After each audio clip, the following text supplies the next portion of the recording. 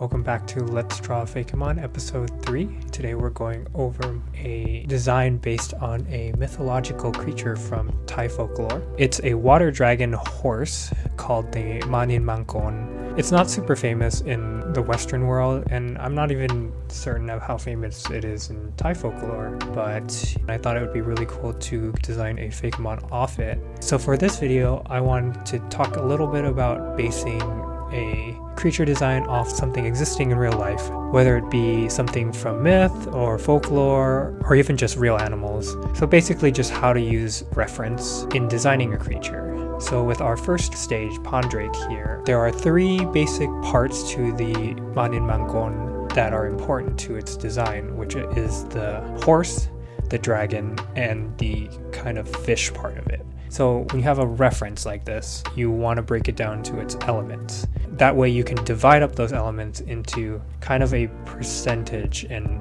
kind of figure out where you want to focus on, what elements to borrow from what part. So for this part, I wanted the main body to be the horse, so that, let's say that takes up maybe 60% of the design.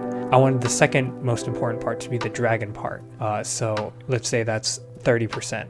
And fish or like ocean theming is the last 10%. That way you don't create something that looks too haphazard and kind of a creature that has a little bit of everything. So you can see with the Pondrake, I stuck to mostly giving it a horse body, kind of a full or a young horse's body. Now you'll hear this a lot probably from other artists. Horses are extremely difficult to draw, and that has a lot to do with their anatomy. And when you're working on something stylized to this extent, like a Pokemon-like game, you want to simplify the anatomy as much as possible so that it doesn't get too realistic or too detailed. And this will depend on your project. I would say Pokemon is probably on the extremely stylized end of like monster collecting games.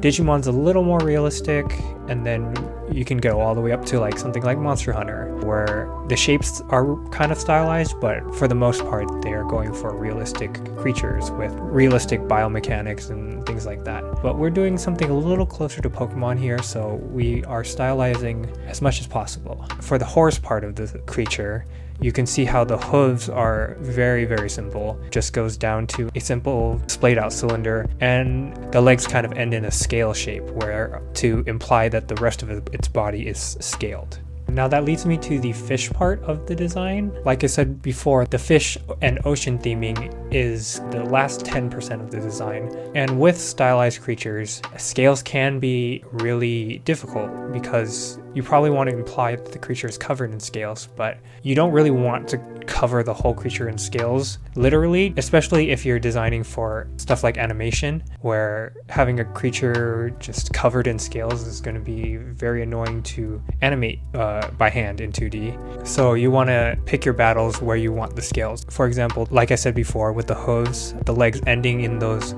scales right before the hooves can help sell that. And then I have its little crest on its forehead where it has a kind of localized area where it's scaly, and it can give a little bit of focus onto its head. I also gave it a very fish-like eye, so it has kind of this vacant stare, which I thought was kind of funny. It's there to help invoke the kind of fish feeling of the creature. Another note about stylization is that something that I like to think about when stylizing a creature or any character is that, can a child draw it? I think some of the best stylized characters are characters that are not difficult to draw.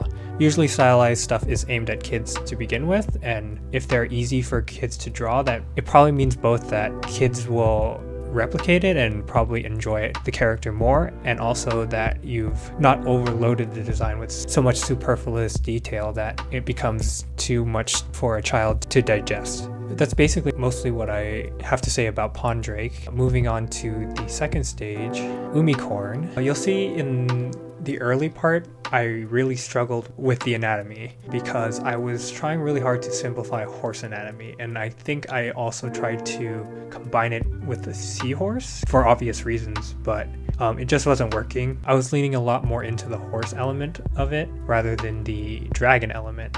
So that horse element became, I would say, pushing like 80 to 90% almost for this design, where I think for the evolution, it could be more interesting for it to lean more into the dragon element.